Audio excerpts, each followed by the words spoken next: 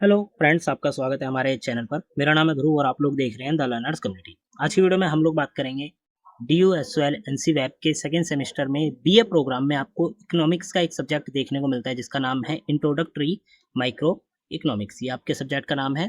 मैंने इस सब्जेक्ट का प्रीवियस ईयर का जो क्वेश्चन पेपर है उसे कवर अप करा था, तो आज की वीडियो में हम उस क्वेश्चन पेपर के सारे क्वेश्चन प्लस उस क्वेश्चन पेपर में जितने भी क्वेश्चन थे उनके आंसर्स को लेकर आए हैं। ठीक है, इस वीडियो में आपको हर एक क्वेश्चन उसका आंसर दोनों लैंग्वेज हिंदी और इंग्लिश में देखने को मिल जाएगा, ताकि आपको आइडिया लगे कि आपको किन पॉइंट्स को एक्सप्लेन करना है, क्या बताना है अपने आंसर में। तो काफी इंपॉर्टेंट वीडियो होने वाली है, वीडियो को एक बार कंप्लीट देखिएगा। अगर आपको वीडियो अच्छी लगती है तो वीडियो को लाइक शेयर सब्सक्राइब जरूर करिएगा। ठीक है, जो आपका पहला क्वेश्चन यहाँ पे बनता है वो बनता है कि explain the steps involve in estimation of GDP by income approach, how are the three method of measuring national income reconciled।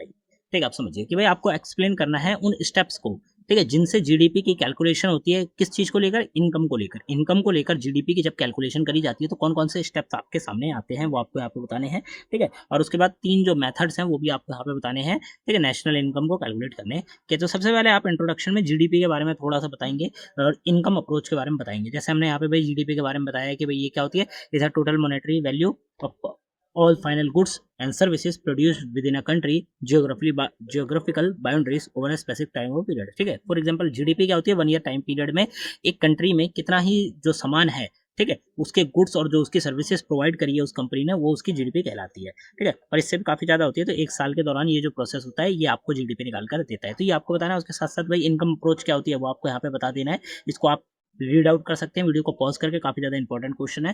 ठीक है, हम लोग एक ही क्वेश्चन को कवर नहीं करेंगे क्योंकि काफी ज्यादा लंबी वीडियो हो जाएगी। आप लोग वीडियो को पॉज करिए, इन क्वेश्चंस को एक बार रीड आउट करिए और आगे बढ़िए। इंट्रोडक्शन आप बता देंगे, इंट्रोडक्शन के बाद आप लोग आएंगे मेन बॉडी मतलब मेन आंसर में। यहाँ पे आपको पहले पॉइंट में आप जो बता देंगे आइडेंटिफिकेशन ऑफ फैक्टर इनकम। ठीक है, अब जो इनकम्स है, अलग अलग तरह की इनकम्स होती है, उसमें वही फैक्टर्स जो होते हैं उनका आइडेंटिफिकेशन आपको करना है। ठीक है, उसके बाद आप बता देंगे कंपनसेशन ऑफ एम्प्लॉयज को कंपनसेशन से रिलेटेड जितनी भी चीजें हैं। ठीक है, तीसरे में आप ऑपरेटिंग सरप्लस के बारे में बता देंगे।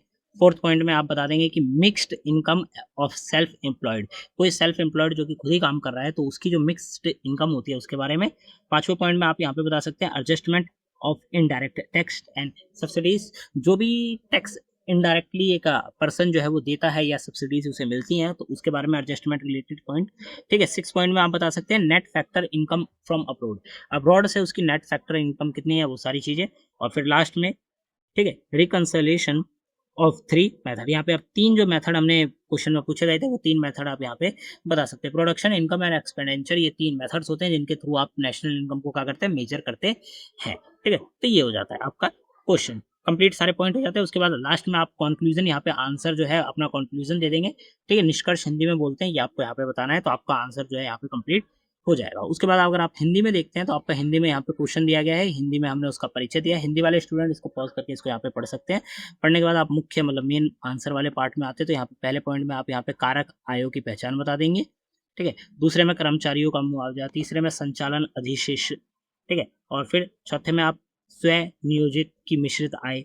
ठीक है, पांचवें पॉइंट में आप बता देंगे अप्रत्यक्ष करो और मतलब जो कि इनडायरेक्ट टैक्सेस होते हैं वो, और सब्सिडी के लिए समायोजन, ये सारी चीजें आप बता देंगे। उसके बाद छठे पॉइंट में आप यहाँ पे बताएंगे विदेश से शुद्ध कारक आय। ठीक है, मतलब जो अब्रॉड है वहां से जो भी अर्निंग हो रही है, ठीक है, वो सारी चीजें। सातवें पॉइंट में आप बता देंगे तीन कारक जो कि मैंने आपको बताया, उत्पादन, आय और व्यय। ठीक है, उत्पादन मतलब प्रोडक्शन, इनकम और एक्सपेंडिचर। ठीक है, जो व्यय होता है, जो आप कह सकते हैं कि खर्च किया जाता है, वो सारी पैसे यहाँ पे आपने बात करी गई है।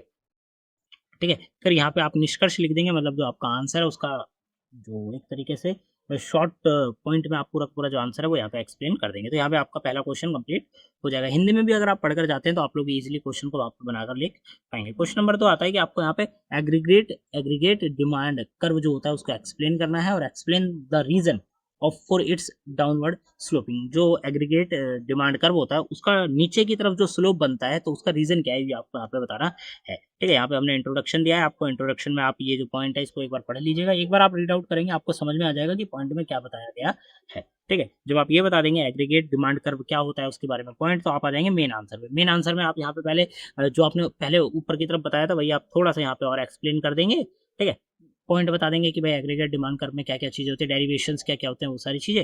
फिर सेकंड पॉइंट में आप बता देंगे पिगोस वेल्थ इफेक्ट, मतलब रियल बैलेंस इफेक्ट जो होता है वो आप यहाँ पे बताएंगे।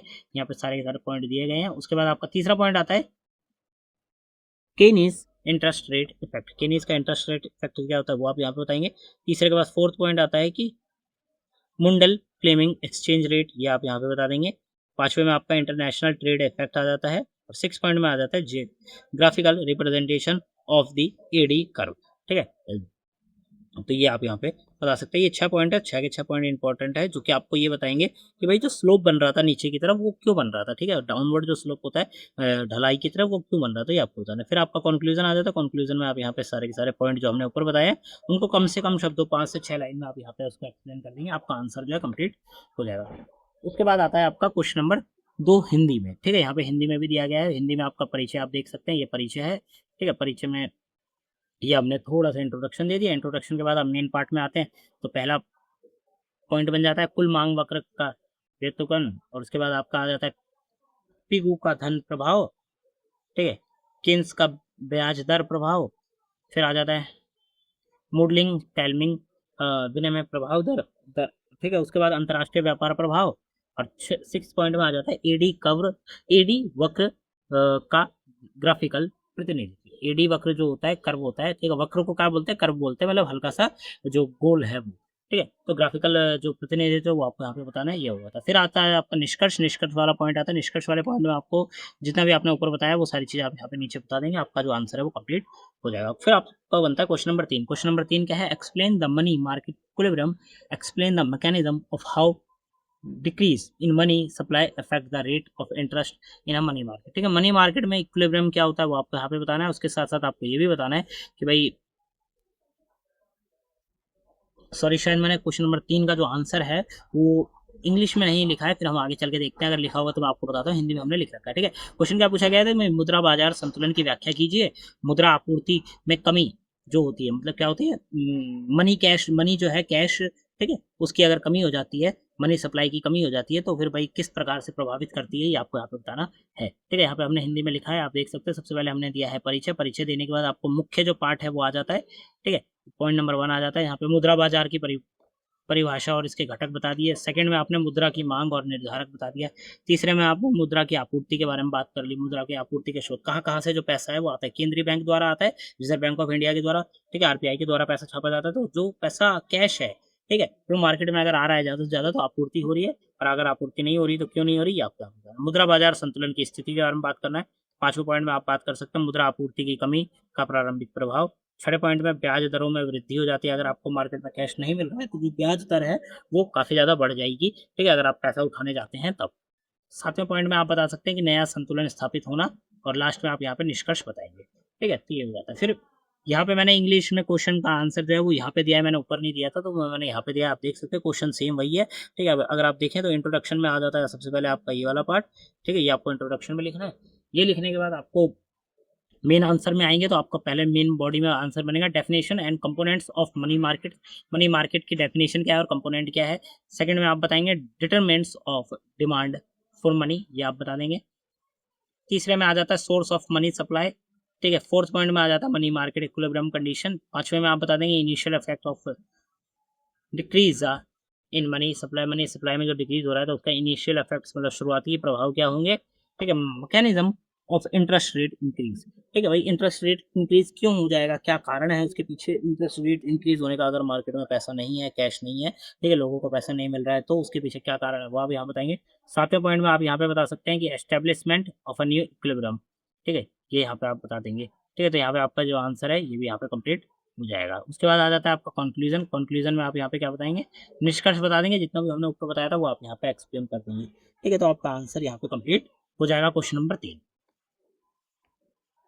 आपका क्वेश्चन नंबर 4 आता है जिसमें पूछा गया है explain Fisher's quantity theory of money given the QTM quantity theory money assume that the income is 1000 unit and money supply is 400 unit. Also assume that the velocity of circulation of money is 5. Calculate the aggregate price.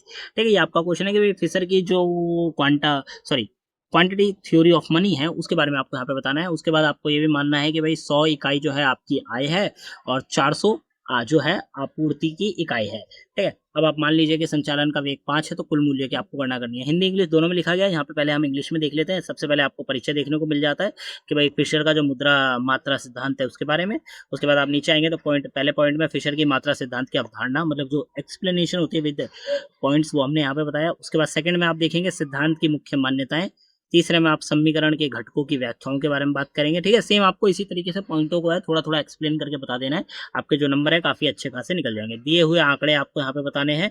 पांचवें point में आप गणना की प्रक्रिया यहाँ पे कर सकते हैं। गणना की प्रक्रिया का मतलब कि कैलकुलेशन लगा के दिखाएंगे, जैसे कि MV इज इक्वल टू है 400 multiply by 5 is equal to 2000 और PT है P मल्टीप्लाई बाई 1000। ठीक है, तो आपका ये यहाँ पे एक्सप्लेनेशन फॉर्मूला दिया गया है। तो ये हो जाता है। 6 पॉइंट आप देखेंगे तो परिणाम की व्याख्या जो है आपको यहाँ पे बता देनी है। 7वें में सिद्धांत का महत्व। ठीक है, तो ये आपका यहाँ पे कंप्लीट हो जाता है। फिर आप निष्कर्ष जो कि कंक्लूजन होता है वो आप यहाँ पे दे देंगे। ठीक है, निष्कर्ष आपका देते ही का आंसर जो है कंप्लीट हो जाएगा। इंग्लिश में भी हमने दिया है यहाँ पे सबसे पहले इंट्रोडक्शन, फिशर्स की जो क्वांटिटी थ्योरी ऑफ मनी है, ठीक है, उसके बारे में। उसके बाद मेन पॉइंट में अगर आप आते हैं तो पहला concept of Fisher's quantity theory. Second में आप यहाँ पे बता सकते हैं main assumptions of a theory. Theory में कौन कौन से अजम्पशंस हैं उसके बारे में बात करी गई है।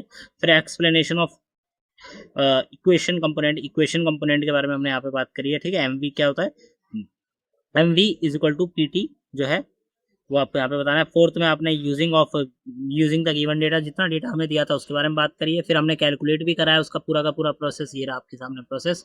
ठीक है, इसके बाद इंटरप्रिटेशन ऑफ रिजल्ट, छठा पॉइंट आप बता सकते हैं इंटरप्रिटेशन ऑफ रिजल्ट के बारे में। ठीक है, और 7वें पॉइंट में आप सिग्निफिकेंस ऑफ थ्योरी, थ्योरी का क्या इंपॉर्टेंस है वो आप यहाँ पे बता सकते हैं। और लास्ट में आपका कंक्लूजन लिखकर तैयार हो जाता है। तो ये आपका यहाँ पे कंप्लीट हो जाता है। क्वेश्चन नंबर 5 आपका बनता है। क्वेश्चन नंबर 5 आपका क्या कहता है कि आय और उत्पादन के संतुलन स्तर पर राजकोषीय नीति में बदलाव के प्रभाव की व्याख्या कीजिए। ठीक है, आय मतलब जो आपकी इनकम है और जो प्रोडक्शन है, ठीक है, उसके संतुलन पर राजकोषीय जो नीति होती है उसके बदलाव में प्रभाव की आपको क्या करनी है, व्याख्या यहाँ पे करनी है। सबसे पहले आपका आ जाता है परिचय मतलब जो इंट्रोडक्शन है वो आप यहाँ पे दे देंगे।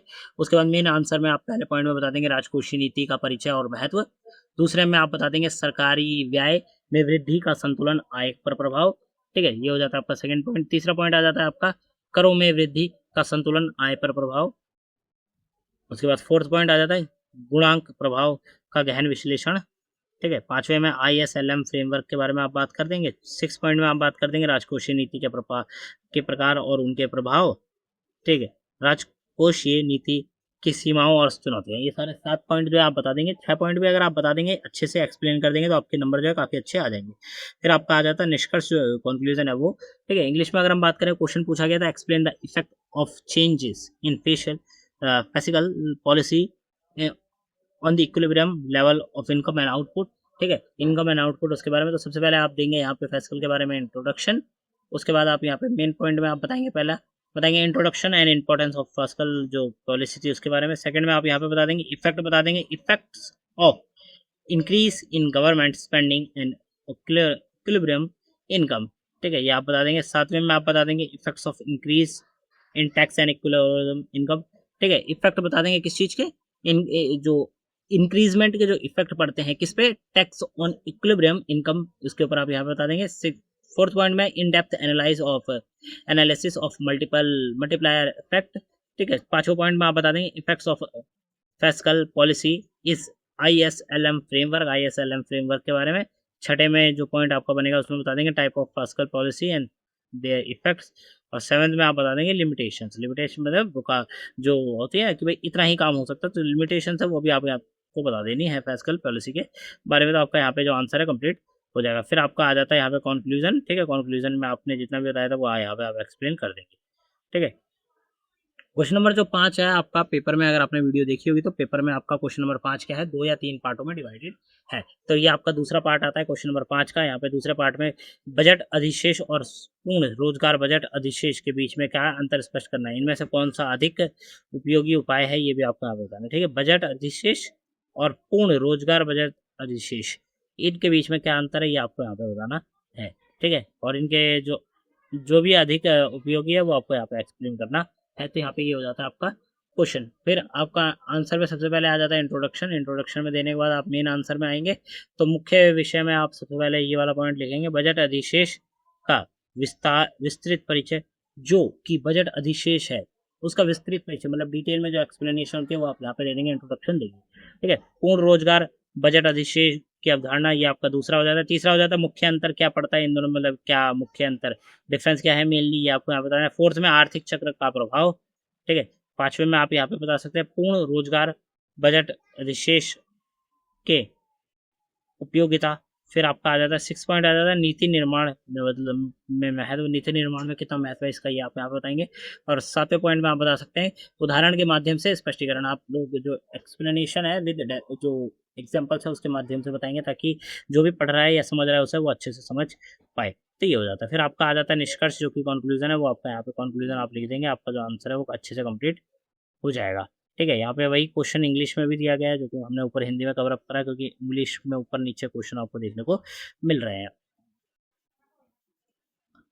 क्वेश्चन नंबर 5 के सेकंड वाले पार्ट में आपसे पूछा गया था कि डिस्टिंग्विश करना है, मतलब अंतर बताना है between budget surplus and full employment budget surplus. ठीक है, बजट सरप्लस में और फुल एम्प्लॉयमेंट बजट सरप्लस में क्या अंतर है इन दोनों के बीच में, आपको ये बताना है। Which one is more useful measure, ये आपको यहाँ पे बताना है, ये आपका क्वेश्चन है। ठीक है, यहाँ पे इंट्रोडक्शन दिया गया। इंट्रोडक्शन में अगर आप देखेंगे तो यहाँ पे हमने थोड़ी सी एक्सप्लेनेशन दी है कि भाई बजट जो सरप्लस होता है या फुल एम्प्लॉयमेंट बजट सरप्लस क्या होता है, इन दोनों चीज़ों के बारे में हमने बताया, आपको पढ़ना है। उसके बाद आप मेन आंसर में आएंगे तो यहाँ पे डिटेल में आपको इंट्रोडक्शन देखने को मिलेगा विद एक्सप्लेनेशन, साथ के साथ कि भाई किस तरीके से जो है कैलकुलेशन करी जाती है वो सारी चीज़ें। फिर कॉन्सेप्ट आपको यहाँ पे budget full employment budget surplus का कॉन्सेप्ट भी देखने को मिलेगा। तीसरे में इन डेप्थ में आपको देखने को मिलेगा। ठीक है, दोनों चीज़ों के बारे में यहाँ पे आप आएंगे थोड़ा सा, तो इम्पैक्ट ऑफ इकोनॉमिक साइकिल क्या होती है, इन दोनों चीज़ों के बारे में आपको यहाँ पे पता चलेगा। ठीक है, फिफ्थ वाले पॉइंट में आप देख सकते हैं utility of full employment budget surplus, utility पता चलेंगी। ठीक है, 6 पॉइंट में आप इंपॉर्टेंस ऑफ पॉलिसी मेकिंग, और 7 में आपको देखने को मिलेगा क्लियरिफिकेशन थ्रू एग्जाम्पल्स। ठीक है, तो ये 7 पॉइंट जो है ये आपको एक्सप्लेन करने हैं अपने आंसर में, अगर आप ये पढ़कर जाते हैं और आपसे पूछा जाता है कि भाई बजट सरप्लस या फिर फुल एम्प्लॉयमेंट बजट सरप्लस क्या है, तो आप ये सारे पॉइंट जो है वहाँ पे एक्सप्लेन कर सकते हैं, जिससे कि आपको फुल मार्क्स जो है मिल जाएंगे। यहाँ पे कंक्लूजन भी दिया गया है। ठीक है, ये हो जाता है। फिर आता है क्वेश्चन नंबर 6, आता है आपका, मान लीजिए आपके पास, यहाँ पे हिंदी में दिया गया है क्वेश्चन पहले, कि आपके पास 3 सेक्टर बंद अर्थव्यवस्था के बारे में निम्नलिखित जानकारी है। ठीक है, यहाँ पे भाई 3 सेक्टर बंद अर्थव्यवस्था है, उसमें निम्नलिखित जानकारी यहाँ पे दी गई है। ठीक है, यहाँ पे आप देख सकते हैं, और उससे रिलेटेड यहाँ पे आपसे क्वेश्चन भी पूछे गए हैं, डेटा दिया गया है। ठीक है, डेटा देने के बाद आपको यहाँ पे क्वेश्चन दिया गया है, ये आपको करना है। यहाँ पे सबसे पहले हम परिचय दे देंगे। ठीक है, उसके बाद हम क्वेश्चन नंबर जो काम में पूछा गया था वो हम बताएंगे। ठीक है, परिचय में क्या बताना है आपको, ये क्वेश्चन ऐसा है कि जिसमें आपको डेटा दिया गया है, उसके साथ क्वेश्चन पूछा गया है, तो जो आपको डेटा दिया गया है उससे रिलेटेड आप यहाँ पे थोड़ा सा एक्सप्लेनेशन जो है वो लिख देंगे, उसके बारे में यहाँ पे बता देंगे। फिर आप काम में क्या बताएंगे, काम में आप ये सारे पॉइंट बताएंगे। अगर ये, वैसे तो चांसेस है कि ये वाला क्वेश्चन रिपीट नहीं होगा, सिर्फ डेटा आपका बताया जा सकता है। ठीक है, क्वेश्चन में डिफरेंस आ सकता है, पर बाकी जो थियोरेटिकल हमने प्रीवियस कवर अप करे हैं वो सारे के सारे रिपीट हो सकते हैं। इस वाले क्वेश्चन की बात करें तो क्वेश्चन में पूछा गया था राष्ट्रीय आय की संतुलन स्तर ज्ञात कीजिए, तो आप यहाँ पे संतुलन स्तर जो है उसको ज्ञात करेंगे। ठीक है, पहला आप संतुलन की अवधारणा के बारे में बताएंगे, व्यय जो योग्य है आय है उसका महत्व के बारे में बताएंगे, उपभोग फलन का विश्लेषण बताएंगे। ठीक है, समीकरण का निर्माण बताएंगे, मतलब जो इक्वेशन बनेगी वो बताएंगे। फिर गणित का समाधान लगाएंगे, और आपने 6 पॉइंट में आप ये वाला बता देंगे। फिर आता है खा में आपसे पूछा गया था कि उपभोग और बचत का संतुलन स्तर ज्ञात कीजिए, तो आप ये बताएंगे। ठीक है, उपभोग की गणना आप कर देंगे, व्यय का योग्य, यहाँ पे हमने लाइन बाय लाइन जो एक्सप्लेनेशन है वो बताइए, लाइन बाय लाइन जो कैलकुलेशन है वो करिए। ठीक है, अगर आप इसको चाहें लाइन बाय लाइन लिख दीजिए जैसे हमने पॉइंटों में लिखा है, अदरवाइज आप इसको एक बड़े से पैराग्राफ में भी कंबाइन करके अपना आंसर जो है लिख सकते हैं। ठीक है, गा में आपसे पूछा गया था रिसाव और इंजेक्शन जो है, इंजेक्शन की समानता आपको यहाँ पे दिखाई गई है, तो वो आपको यहाँ पे बताना है। पहले में रिसाव का परिवेक्षण, फिर इंजेक्शन का परिवेक्षण। ठीक है, फिर गणना, रिसाव, फिर समानता की पुष्टि, ये सारे। और घा में जो लास्ट क्वेश्चन पूछा गया था कर राजस्व में 10% की वृद्धि होने पर राष्ट्रीय आय के संतुलन स्तर की गणना आपको यहाँ पे करनी है। तो भाई 10% की अगर वृद्धि होती है तो राष्ट्रीय जो आय है, नेशनल इनकम है, उसके संतुलन की आपको यहाँ पे गणना करनी है। ठीक है, नया स्तर आप बता देंगे, नया योग्य व्यय बता देंगे, फिर नया उपभोग फलन, और लास्ट में आप बताएंगे नया संतुलन समीकरण। 5वें पॉइंट में आप हल, यहाँ पे जो पूरी की पूरी इक्वेशन है वो निकाल कर दिखा देंगे, क्योंकि इकोनॉमिक्स का क्वेश्चन है तो ये थ्योरेटिकल रिलेटेड के साथ साथ आपको थोड़े से न्यूमेरिकल बेस्ड क्वेश्चन भी पढ़ने को मिलेंगे। ठीक है, लास्ट में आपका ये निष्कर्ष आ जाता है। निष्कर्ष के बाद आप चाहें तो इस क्वेश्चन का, मतलब घा वाले पार्ट का जो निष्कर्ष है वो ये है। उसके बाद आप चाहें तो अपने पूरे क्वेश्चन के आंसर का भी निष्कर्ष यहाँ पे जो है लिख सकते हैं। ठीक है, तो यहाँ पे आपका कंप्लीट हो जाता है। यहाँ पे इंग्लिश में भी दिया गया है, आप चाहें तो इंग्लिश में यहाँ पे आप कवर कर सकते हैं, इंग्लिश वाले स्टूडेंट्स के यहाँ पे दिया गया है। ठीक है, इंट्रोडक्शन जो कि मैंने आपको बताया, थोड़ा सा इंट्रोडक्शन देंगे। उसके बाद मेन बॉडी में आपको पहला जो पॉइंट है, find equilibrium level of national income आप ये बता देंगे। इसमें 4 से 5 पॉइंट में हमने एक्सप्लेन किया है। पहला पॉइंट आपका ये हो जाता है, दूसरा पॉइंट आपका ये हो जाता है, तीसरा पॉइंट में आपको ये बताना है, ठीक है। चौथे पॉइंट में आपको फॉर्मुलेशन ऑफ इक्वेशन बताना है, पांचवें पॉइंट में मैथमेटिकल जो सॉल्यूशन निकाला था आपने वो बताएंगे, और छठे पॉइंट में इकोनॉमिक इंटरप्रिटेशन बता देना है। बी वाले में find equilibrium level of consumption and saving. Consumption और सेविंग का जो समानता वाला लेवल है वो आपको यहाँ पे निकालना था। कंजप्शन सर्कुलेशन, फिर disposable income calculation, saving calculation, saving, ठीक है। और उसके बाद इकोनॉमिक सिग्निफिकेंस ये आपको यहाँ पे बता देना है। सी वाले में पूछा गया था सो equality of leakage and injections. Equality बतानी थी किसमें, लीकेज और इंजेक्शन से रिलेटेड। तो वो आपको यहाँ पे जो हमने पॉइंट है उसमें बताया, 4 पॉइंट आपके यहाँ पे आ जाते हैं, 4 पॉइंट तक। उसके बाद आपका यह खत्म हो जाता है। फिर लास्ट पार्ट जो डी में पूछा गया था कि calculate equilibrium level of national income when tax revenue is increase by 10%, ठीक है। अगर बाय 10, अगर 10 से आपका जो टैक्स रेवेन्यू है इंक्रीज हो जाता है तो नेशनल इनकम की जो लेवल क्या होगा वो आपको यहाँ पे बताना है। तो यहाँ पे आप देख सकते हैं टोटल हमने 6 पॉइंट में इसको एक्सप्लेन कर दिया। 5 पॉइंट में हमने पूरी की पूरी एक्सप्लेनेशन दे दी थी, छठे पॉइंट में हमने जो कैलकुलेशन है उससे रिलेटेड वो हमने यहाँ पे आपको बताइए, ठीक है। तो आपको ये यहाँ पे कैलकुलेट करना है और ये सारी चीजें आपको दिखानी है। फिर ये आपका कंक्लूजन आ जाता है पूरे के पूरे आंसर का।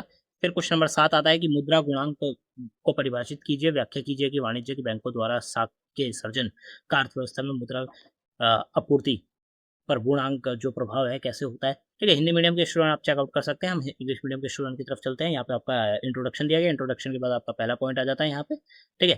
पहला पॉइंट आपका यहाँ पे कंप्लीट होता है। दूसरा पॉइंट आ जाता है साख सर्जन की प्रक्रिया। दूसरे पॉइंट के बाद आता है तीसरा पॉइंट गुणांक प्रभाव का गणितीय आधार। तीसरे पॉइंट के बाद फोर्थ पॉइंट आता है कि मुद्रा गुणांक के निर्धारक तत्व। पांचवें पॉइंट में आ जाएगा मुद्रा गुणांक का आर्थिक महत्व। और जो 6 पॉइंट है, पॉइंट नंबर 6, उसमें आ जाता है मुद्रा गुणांक की सीमाएं, ठीक है। फिर आ जाता है आपका निष्कर्ष, ठीक है। फिर यहाँ पे क्वेश्चन नंबर 7 आता है इंग्लिश में। तो भाई क्या है क्वेश्चन नंबर 7 के, define money multiplier. Money multiplier को आपको एक्सप्लेन करना है। Explain how the creation of credit by commercial bank can have a multiplier effect on a money supply in economy. Economy में भाई आपको अगर मनी सप्लाई का क्या इफेक्ट पड़ेगा, ठीक है, किसके द्वारा अगर क्रिएट किया जाता है क्रेडिट, किसके द्वारा, कमर्शियल बैंकों के द्वारा अगर क्रेडिट क्रिएट किया जाता है तो, ठीक है। तो ये आपको बताना है। सबसे पहले आप इंट्रोडक्शन यहाँ पे थोड़ा सा एक्सप्लेन कर देंगे इंट्रोडक्शन, उसके बाद मेन आंसर में आएंगे। तो definition of multiplier, money multiplier का मतलब क्या होता है आप क्या ये बताएंगे। सेकंड में आप बताएंगे प्रोसेस ऑफ क्रेडिट क्रिएशन। तीसरे में आप यहाँ पे बता देंगे mathematical basis of multiplier effect. Fourth में आप यहाँ पे डिटरमिनेंट्स ऑफ मनी मल्टीप्लायर के बारे में बात कर लेंगे। पांचवें पॉइंट में आप economic significance of money multiplier के बारे में बात करेंगे, ठीक है। सेम यही पॉइंट आपको लिखना है, कुछ भी एक्स्ट्रा पॉइंट आपको लिखने की जरूरत नहीं है। अगर आपका सेम क्वेश्चन आता है मनी मल्टीप्लायर से रिलेटेड तो भी आप ये सारे पॉइंट जो है एक्सप्लेन कर सकते हैं अपने आंसर में, ताकि आपको फुल में से फुल मार्क्स है वो मिल जाए। 6 में लिमिटेशंस ऑफ मनी मल्टीप्लायर के बारे में बात करी गई और यहाँ पे आ जाता है आपका कंक्लूजन, ठीक है। तो यहाँ पे आपके टोटल 7 क्वेश्चन होते हैं। लास्ट क्वेश्चन आता है आपका इस क्वेश्चन पेपर का, क्वेश्चन नंबर 8, जिसमें आपको शॉर्ट नोट लिखने हैं दिए हुए टॉपिक पे। पहला टॉपिक है आपका राजकोषीय नीति, ठीक है। राजकोषीय नीति के बारे में हम आपको जो पॉइंट है वो लिखना है, मतलब संक्षिप्त जो टिप्पणी होती है वो आपको लिखनी है। 2 टॉपिक पे लिख रहा था, 4 दिए गए थे, तो आपका जो कोई आंसर था वो काफी बड़ा लिखना था, इसीलिए हमने इस आंसर को काफी ज्यादा डिटेल में एक्सप्लेन किया है, ठीक है। फिस्कल जो पॉलिसी होती है वो हमने यहाँ पे बताई है, ये आपको यहाँ पे बताना है। टोटल हमने हर एक उसमें 4 से 5 पॉइंटों में आपको एक्सप्लेनेशन दी है। सेकंड आपका जो टॉपिक आता है वो मौद्रिक नीति आता है, खा वाला पॉइंट, जिसमें हमने परिचय दिया है सबसे पहले। परिचय के बाद आपका जो मुख्य बिंदु का आंसर बनता है उसमें परिचय, उद्देश्य, ठीक है, मौद्रिक नीति का उपकरण, फिर मौद्रिक नीति के प्रकार ये बताया, और लास्ट में आपको निष्कर्ष दिया है, ठीक है।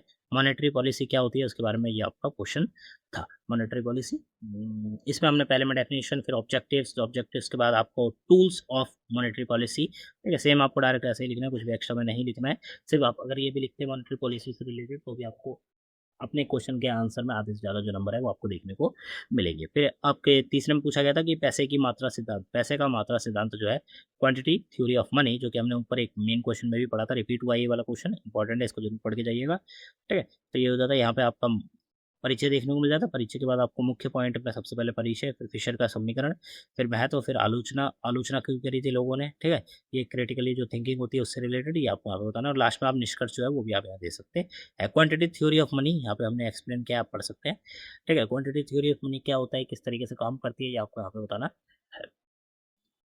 टोटल हमने यहाँ पे 4 पॉइंट दिए हैं। पहला पॉइंट डेफिनेशन, फिर फिशर्स की इक्वेशन, फिर सिग्निफिकेंस और क्रिटिसिज्म, ठीक है। फिर आपका आ जाता है कंक्लूजन। फिर आपका जो लास्ट पॉइंट दिया गया था वो दिया गया था समिष्ट अर्थशास्त्र मुद्दे, ठीक है। समष्टि अर्थशास्त्र मुद्दे में जो है हमने पहले परिचय दिया है। परिचय देने के बाद आपको पहला पॉइंट बेरोजगारी, दूसरा मुद्रास्फीति, तीसरा आर्थिक वृद्धि, चौथा है व्यवसाय चक्र, फिर भुगतान संतुलन, राजकोषीय असंतुलन, ये सारे पॉइंट आपको पढ़ने को मिलते हैं। लास्ट वाला पॉइंट जो डी पॉइंट है वो है आपका macro economics issue. Macro economics के क्या क्या इशू है? अनएम्प्लॉयमेंट है, फिर इन्फ्लेशन है, इकोनॉमिक ग्रोथ है, बिजनेस साइकिल है, बैलेंस ऑफ पेमेंट है, फिर फिजिकल इम्बैलेंस है। ये आपके जो है पॉइंट्स हैं जो कि माइक्रो इकोनॉमिक्स के इश्यूज हैं। तो ये आपको पॉइंट एग्जैक्टली ऐसे ही एक्सप्लेन करने हैं, कुछ आपको एक्स्ट्रा एक्सप्लेन नहीं करना। अगर आपसे शॉर्ट नोट में पूछता है और अगर आपसे इंट्रोडक्शन जो है डिटेल में पूछता है, ठीक है, मतलब 18 नंबर का क्वेश्चन अगर आपका बनता है तो आपको इसी चीज़ों को, इन्हीं 6 पॉइंटों को बहुत ज़्यादा इलेबोरेट कर देना, एक्सप्लेन कर देना, आपके फुल में से फुल मार्क्स जो है तैयार हो जाएंगे, ठीक है। कंक्लूजन है उसके बाद आपका पांचवा जो यहाँ पे उपभोग फलन दिया गया था, ठीक है। यहाँ पे आपको उपभोग फलन पांचवा टॉपिक है जिसमें आपको भाई परिचय देने है, उसके बाद परिभाषा, फिर कीन्स का उपभोग फलन, ठीक है, फिर उपभोग फलन के निर्धारक तत्व, उपभोग फलन का महत्व, और ये मतलब कंजप्शन फंक्शन के बारे में बात करी गई है। Introduction, definition, Keynes consumption function, फिर डिटरमिनेंट्स ऑफ कंजप्शन फंक्शंस, ठीक है, सिग्निफिकेंस ऑफ कंजप्शन फंक्शंस, ये सारी चीज़ आपको यहाँ पे बतानी है और लास्ट में आपका कंक्लूजन आ जाता है। तो यहाँ पे आपका second semester BA program economics का जो क्वेश्चन पेपर था इंट्रोडक्टरी माइक्रो इकोनॉमिक्स का, हमने क्वेश्चन पेपर यहाँ पे विद आंसर आपको दिखाया है। आपको आंसर हमने दिखाए हैं। आपको सिर्फ इतना करना है कि इस वीडियो को एक बार 2 बार देखना है, वीडियो को पॉज करके उन आंसर्स को पढ़ना है और समझना है। हिंदी इंग्लिश दोनों में दिखाएं। अगर आपको इंग्लिश का समझ नहीं आ रहा है एक बार में तो पीछे करिए, हिंदी में जाइए, हिंदी में एक बार आंसर को चेकआउट करिए। अगर आप हिंदी में देख लेंगे समझ आ जाएगा तो आप लोग इंग्लिश में आंसर को जो बनाकर लिख पाएंगे, ठीक है। तो एक बार जरूर चेकआउट करिएगा। इंपॉर्टेंट वीडियो आप लोगों के लिए एक बार कंप्लीट देखिए। आप लोग हमारे साथ टेलीग्राम इंस्टाग्राम पे जुड़ सकते हैं, लिंक आपको सारी की सारी डिस्क्रिप्शन बॉक्स में देखने को मिल जाएंगी। साथ के साथ यूट्यूब को सब्सक्राइब करिए और डिस्क्रिप्शन बॉक्स में दी गई लिंक से आप लोग हमारे ऐप को भी डाउनलोड कर सकते हैं। ऐप का नाम है द लर्नर्स कम्युनिटी यूएसएल। ये रहे हमारे ऐप के बारे में सारे डिटेल्स, ठीक है। तो आप ऐप जो है आपकी बहुत हेल्प करेगा पढ़ाई में, तो आप ऐप को डाउनलोड करिए। साथ के साथ हम लोग अपने ज़्यादा से ज़्यादा नोट्स जो है ऐप पर ही अपलोड करते हैं, तो आप वहाँ पे जाके हमारे नोट्स को स्टडी कर सकते हैं। मिलते हैं अगली वीडियो में। Thanks for visiting on my channel guys.